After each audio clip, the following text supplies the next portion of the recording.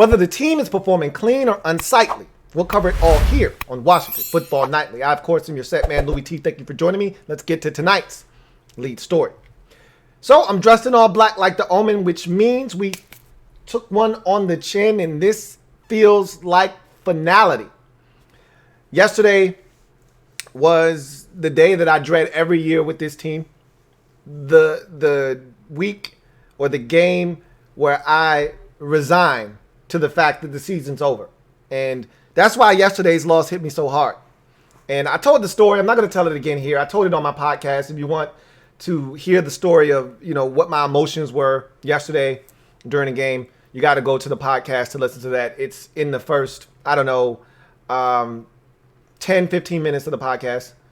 And I kind of lay out my emotions with this team in this particular game yesterday. But I came to the cold, harsh reality that the season's over yesterday.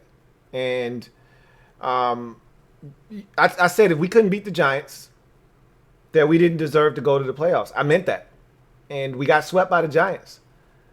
And we turned it over 5 times. And it's what young teams do. And I'm well aware of that. And that's another bitter pill to swallow. But I understand the dynamic there at work. We wanted to see this team come out focused and, doing all the things that teams that are starting to trend in the right direction do. But we're a young team. And young teams make mistakes. And I watch it every week. It's not just us. I watch it with Cincinnati. I watch it with, the Chargers and all these teams that are young and trying to come up. And they make mistakes. And that's why Cincinnati's a 2-win team. That's why the Chargers are a 2-win team. We're a 2-win team. When you're young, you make mistakes. And those mistakes get you beat. And we made too many yesterday. But I was proud of the fellas for fighting the way that they did, because at 20-3 at halftime, it looked like this was going in the total opposite direction of what we all had anticipated. The injury to Kyle Allen was like a gut punch for me. And I know some of you are like, dude, stop talking about Kyle Allen. He's trash. You can call it what you want. He was the best option this team had to win. And, something that I looked at yesterday in the moment as I was watching the game. And I thought back to the first time we played the Giants in week number 6 and how Kyle Allen had that egregious fumble. And we were down 20-13 and all was lost. The game was over at that point to most of us. And Kyle said, nope, that's not how this final chapter is going to be written in this football game. And he overcame that mistake, took us down the field and into the end zone and gave us a chance to win the football game. And that's the kind of mental toughness you have to have in this league as a quarterback.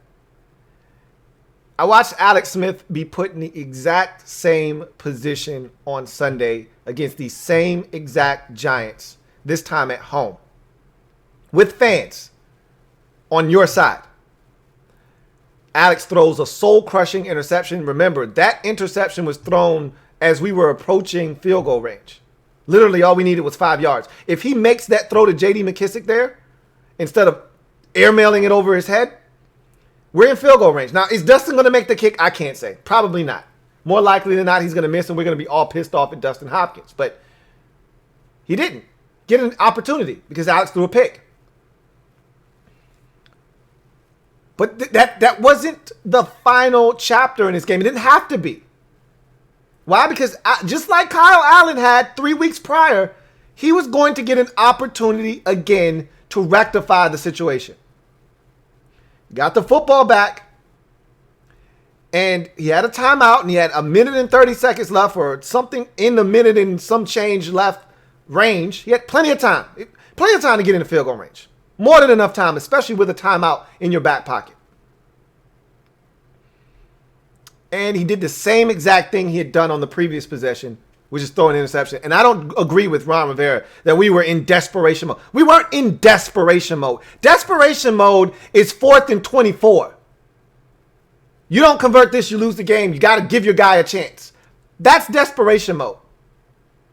3rd and 19 is desperation mode.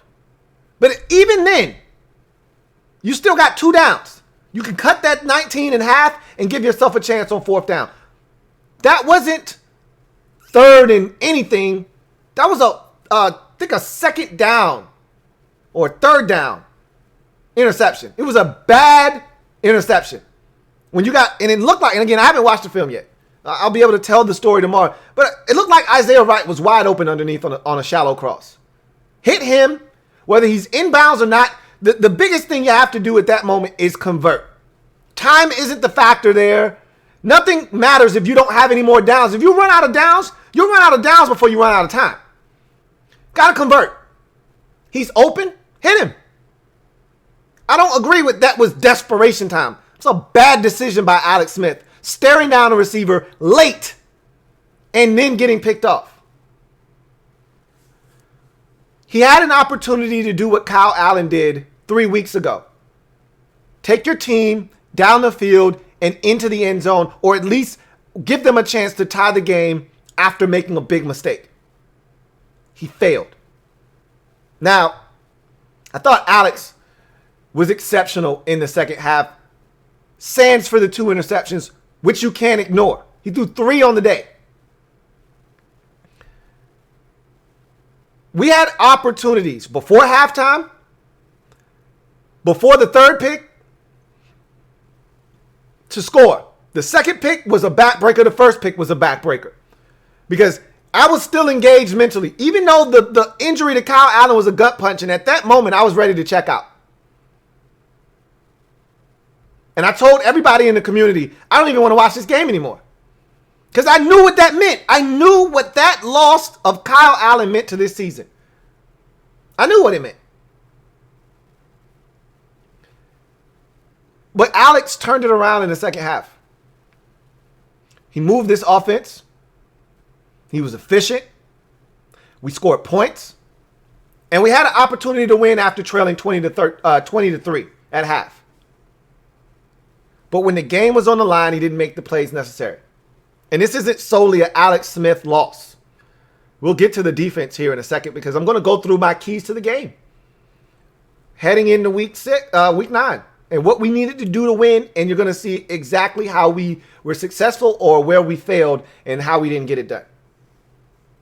But Alex Smith, let me just put it to you this way. The reason we're 1 game back in the division.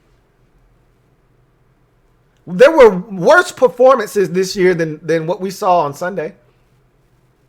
I'm out of the taking solace in and here's the bright side of this business now. I'm out of that now.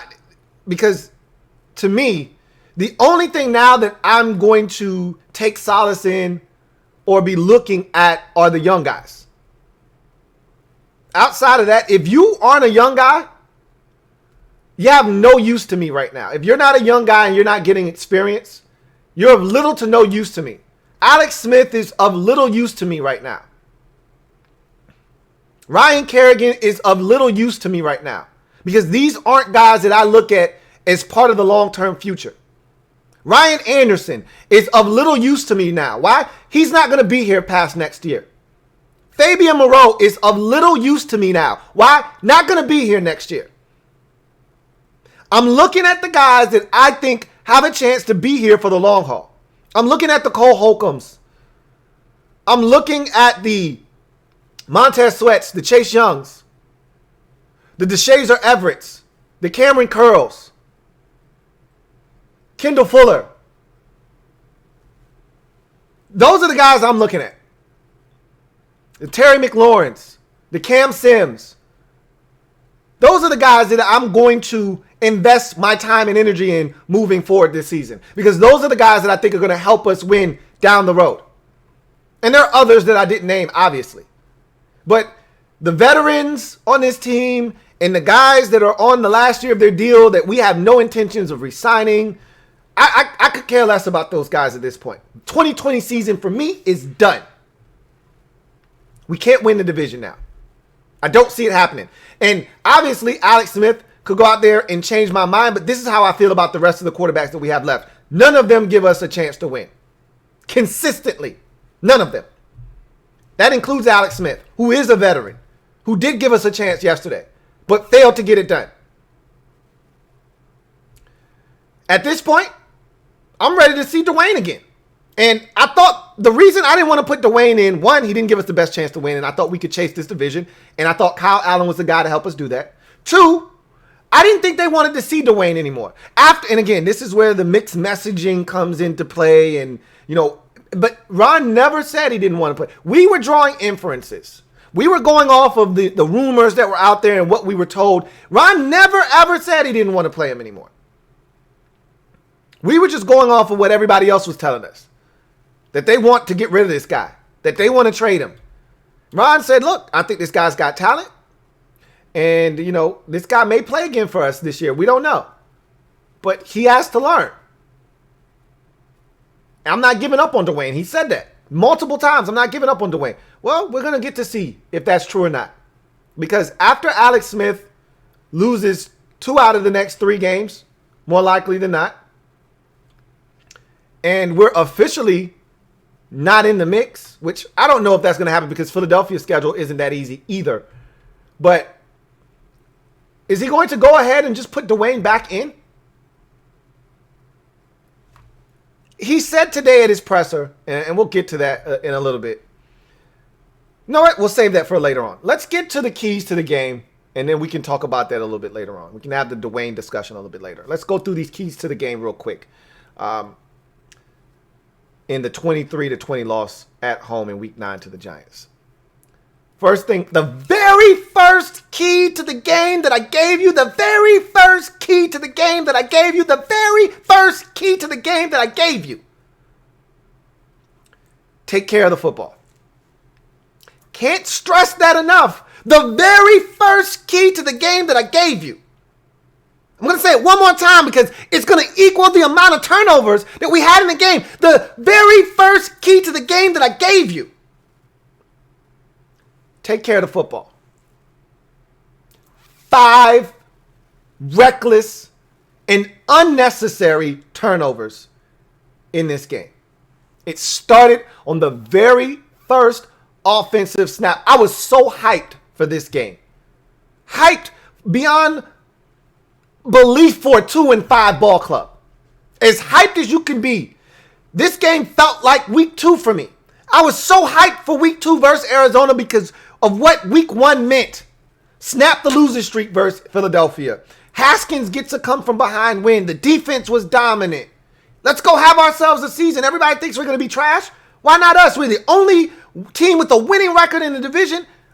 Arizona went on the road and beat San Francisco. They're good. They're perceived to be good. If our defense is as good as we think, we'll go over there to the desert and we'll slow down Kyler Murray and we'll find a way to win. And we got a cold, hard, harsh dose of reality in that game. We were down 20-0 in that game. Turned it over, stunk it up. This felt like the exact same thing. Damn near down to the score even. Except we got a field goal in this one and we didn't in Arizona in week 2. And I was just as excited for this game as I was that game. Antonio Gibson started the party off. Simple shallow cross. He's open. Allen hits him perfectly. Runs down the sideline. It's a 26-yard gain and he fumbles the ball. Second time he's fumbled the football right by the sidelines. Can't blame it on the wrong hand this time. Had the ball in the outside arm where it needs to be. Just coughed it up. Put the church's money on the ground. Right on the floor. Logan Thomas. I just really wanted to pull him by his face, man. Come here. I just want to yank him. Come here. Son, what were you thinking? I just wanted to flash back to like coaching a little kid and just grabbing his face mask and yank. Son, what were you thinking on that one? Because he was in between trying to fall on it and trying to pick it. I'm like, where are you going? Just fall on the damn ball. We're in the red zone. Fall on the damn ball. And you could tell he didn't know what to do because he dead-legged it. His whole leg locked up because he was in. Just fall on the ball, bruh. All he had to do was turn his back to the defenders and just cuff it. We got a recovery, and it's like a 60-yard game. Nah, it's not that many. I'm over-exaggerating. It's like a 45, 50-yard game. That was a sign of things to come. He recovers that fumble. It's a totally different game. I don't think we're having this discussion. I think we win the game. That set the tone for what the afternoon was going to be. 5 turnovers later, 4 more turnovers later, 5 in excess of 5 total. We lose 23-20. The first thing was take care of the football. We didn't do it. Establish the run. Man, we looked so good running the football against Dallas. I really wanted to see that run game again. How many times we run it in this game? 9. Well, it must have been for like 16 yards then, right? Nope. 37. So 9 rushes. 37 yards. Hey, that's a 4-yard per average carry. That's a 4-yard per carry average. Why'd we stop? Don't ask me. I don't know. I couldn't tell you. I'm pretty sure when we hear from Scott Turner, he's gonna spit out some bullshit about being down early in the game. You never tried to establish the run in this game. Never. And even when we were down, you still could have run the football. The Giants weren't going anywhere. At the time, we didn't know it because the defense couldn't get any stops. We'll get to them in a second. But you could have kept running the football. You just didn't. I talked about in the community, MOBB stand up. We in the building. Mob Squad, thank you for showing up and showing out yesterday. You guys were beautiful. I said we just need to settle down. You know, after the second turnover, I said we just need to settle down. We too amped. Settle down. After the Isaiah Wright fumble, settle down. You know what will settle you down? Running the football. Didn't do it in this game. Now, the passing game was working. The Giants had no answers, and maybe that was the game plan. Let's throw it against these boys. They can't stop us. Okay. Boy, I would have liked to have run the football, though. Whatever. Didn't do that. So that's another move the sticks consistently. That we did do. Now, we were 3 of 8 on third downs. That's not ideal. Okay. That's somewhere in that 36, 37% range. Somewhere in there. Maybe even 38. But that's right around league average or so on third downs. I mean, obviously, you'd like to be up around 50%. That's where you would like to be. 3 of 8 is not ideal on third downs, but it wasn't terrible. We converted some third downs, and we didn't convert enough of them with Alex Smith in the lineup. Let me just say that. One of those third down conversions, one of the 3 we had on the afternoon, was with Kyle Allen. Him rolling out to his right and hitting Terry McLaurin on the drive that he was leading us on before he got injured. So we didn't convert enough. 2 of 7 was Alex Smith on third downs in this game. So, but we moved the sticks consistently. We don't have to harp on third downs. We moved the football well enough in the second half of this game. And even the back end of the first half, when Alex Smith took us down the field and then threw that egregious interception when J.D. McKissick slipped, we were moving it then. This is the thing. Even though we were down, I never thought the game was over because I don't respect the Giants enough to put us away, and they didn't. I thought we were the better team. And I said, this thing will prove itself out over 60 minutes if we just stop turning the ball over. And unfortunately, we did that for a little while. But when the game was on the line, we went back to our very foolish and losing ways with the 2 turnovers late. If big play opportunities present themselves, take advantage. For the most part, we did that. The Giants were scared to hit Terry. He caught it and he ran for a touchdown. Cam Sims was open. Alex Smith found him. He ran for big yards, 3 catches, 110 yards. He did his damn thing. Big opportunities presented themselves. We took advantage for the most part. I'll have to watch the film to find out if there were any other yards left on the field. But for the most part, when guys are open, Alex hit them. I will say this. This was an offensive key to the game. But a big play opportunity presented itself late when DeShazer Everett came on a blitz, or excuse me, Cameron Curl came on a blitz, and an unsuspecting Daniel Jones was standing there with the football in his hands out here just like this, chilling like a villain, and he was really feeling right. And all he had to do was swipe at the arm. And he went full Brian Orakpo on us and just hit him as hard as he could in his back. That's trash. I watched the Ravens force another fumble this week. I watched the Steelers force turnovers. It's a mindset. When you force fumbles, that's a mindset. When you go after the ball intentionally, that's a mindset. Don't talk to me about turnover Thursdays and you're not generating any turnovers on Sundays. Score touchdowns, not field goals. Let's see. The Giants were 2 of 2 in the red zone. Meanwhile, we were 1 of 3 in the red zone. Alex Smith threw an interception right before halftime. And we had one of these Jay Gruden-esque going in reverse 2019 drive killers. We're at the Giants 10-yard line. It's 2nd and 4. Brandon Sheriff has a false start penalty. Now it's 2nd and 9 from the Giants 15. You get a holding penalty on Chase Rouillet.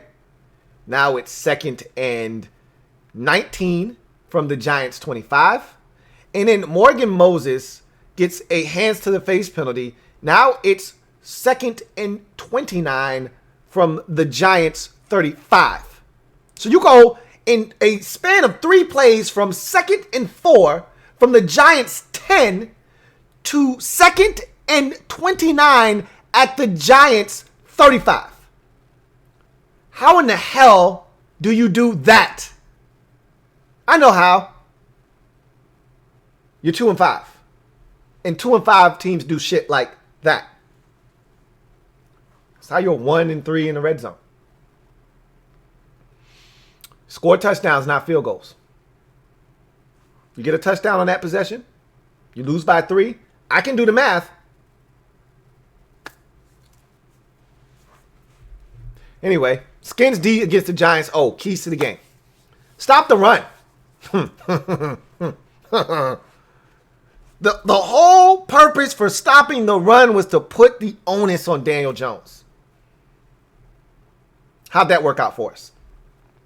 Giants ran it down our throats, especially in the first half. They had 100 yards of rush offense in the first half. They ultimately ended up with 166 rushes on 35 carries. 4.7 yards per pop. Gutting us in the run game. I mean, absolutely gutting us. It was sick to watch.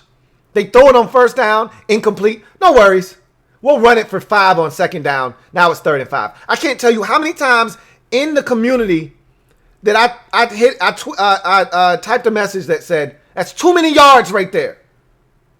After a 1st and 10 incompletion or a minimal gain on 1st and 10, they could do whatever they wanted on first down because they could come back and get 5, 6, or 7 on second running the ball. It was disgusting. That was one of the worst rushing defensive performances I've seen since week 3 versus the Browns. That was sickening right there. Hold serve on 3rd down.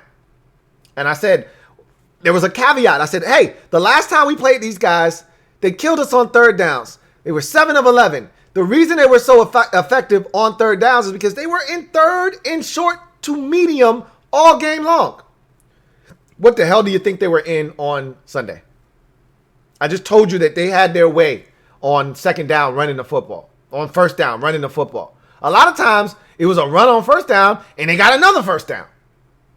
But if they threw it on 1st down and it was incomplete or it was a minimal gain, they just ran it on 2nd down and got to 3rd and 1, 3rd and 2, 3rd and 3, or 3rd and 5. And they then converted. 6 of 15, it's not great. But you know what that is? It's 40%. I can do the math on that one. It's 40 damn percent. That's not winning football.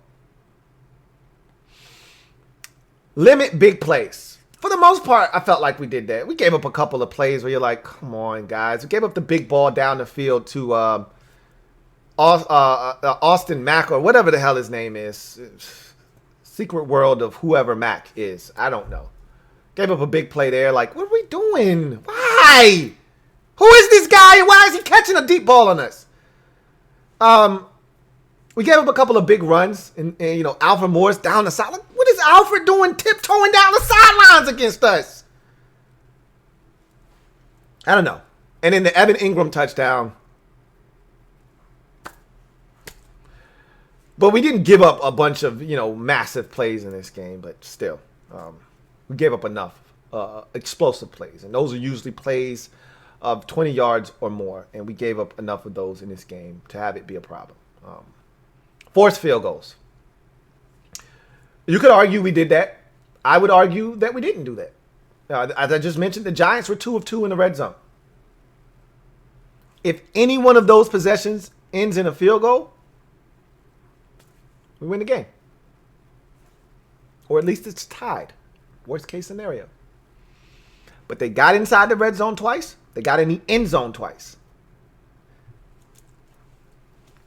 We had a third down.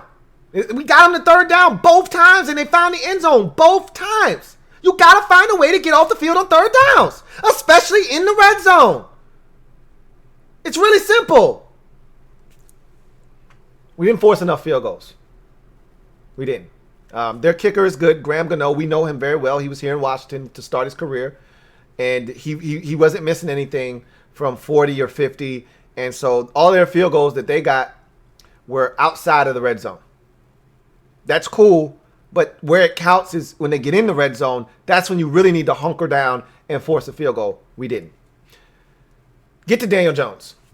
Part of the reason that it was important and imperative to stop the run was because you wanted to have Daniel Jones in obvious passing situations. He wasn't in obvious passing situations for much of the day, but even when they were, he got rid of the ball very quickly. But even then, there were still times where he had all day to throw the football. We did not get to Daniel Jones enough. We sacked him twice. One of those was a sack where he was running, and we got him before he got back to the line of scrimmage. The other sack was a well-timed blitz at a perfect time of the game when they weren't expecting it, even though I thought that Cameron Curl showed his hand early.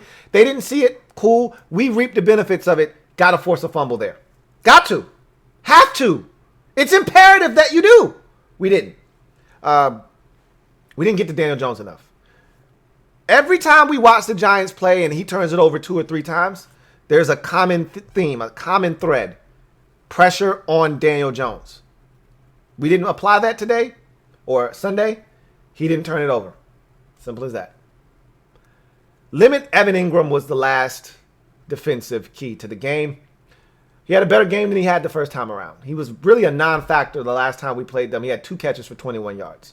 This game, 5 catches, 48 yards, and a touchdown. And it could have been worse because he dropped a big play in the game as we were trying to mount that comeback. He catches that football. The Giants are in field goal range, and we probably aren't even having the discussion about, the 2 picks and how we could have won this game. We probably would have been down by more if he didn't have a big drop late in the game. But that's what Evan Ingram does.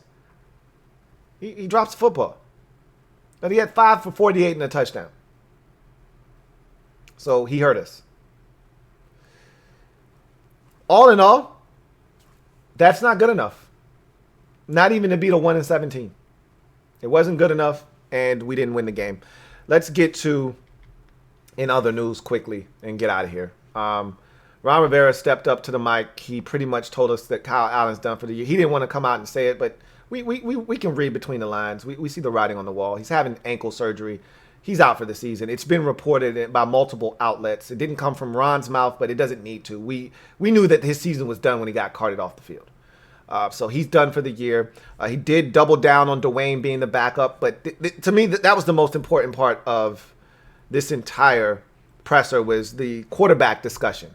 You're talking about Dwayne, talking about the future of the quarterback position. Is the right guy on the roster? Is the franchise guy on the roster?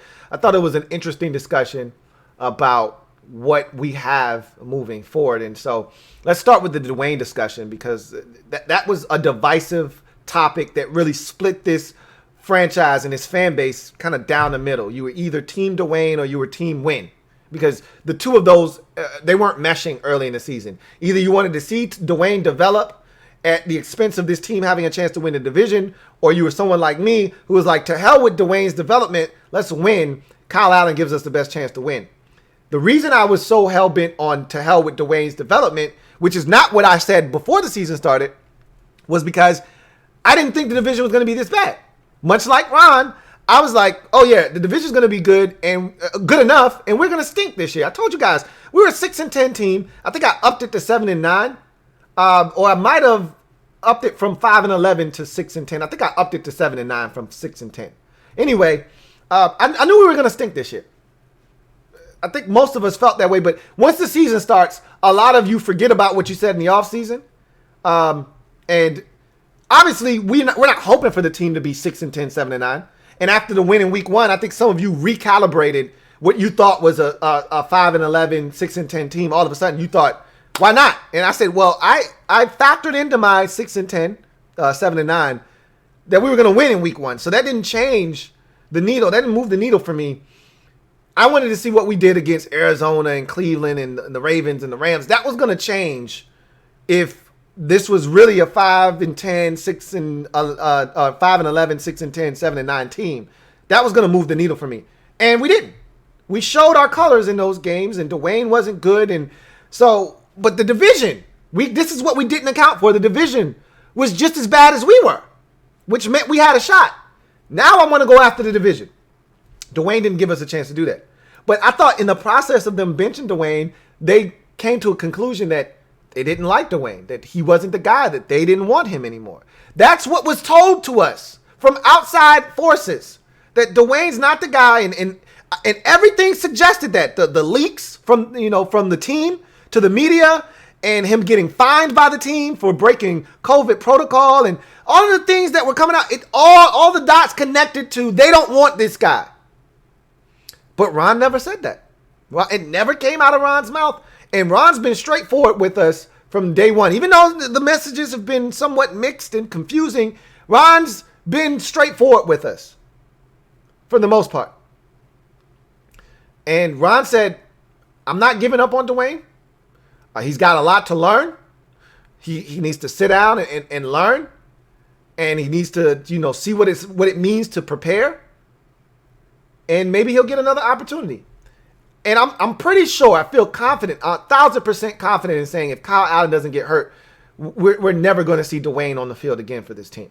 Let me be clear about that. But Kyle Allen did get hurt. And now Dwayne is being promoted to backup quarterback. And now, as Ron said at his presser today, he is one play away and he needs to prepare, which is something Dwayne didn't do last year when he was the backup quarterback and was one play away from being in the game. He wasn't prepared in that Minnesota game. He wasn't prepared in that Giants game. Well, he needs to be prepared this time around because this is it for him. If Alex goes down or Alex isn't playing well and they decide to insert Dwayne, he better come in guns a-blazing. Because I'm telling you right now, I'm off of Team Dwayne. I'm done with him. And he has to win me back, just like I'm done with Alex Smith. Alex Smith isn't capable of taking us to the postseason, nor is Dwayne. I want to win. Neither one of these guys I see winner in right now. Okay? If this were Alex Smith pre-injury, maybe because he was still mobile enough to run around and extend plays and do things like that. This version of Alex Smith isn't capable of extending anything. So I don't think we have the winner here. And so I'm not on this develop Dwayne train that everybody else is on because Dwayne isn't willing to run. He's not willing to move. You can't stand still in the pocket and expect things to happen. That's not how this league is built, and it's not how this league works. You got to be willing to move. And Dwayne's not willing to move. So I just don't see it. I don't see the guy that I saw last year. But I will acknowledge this.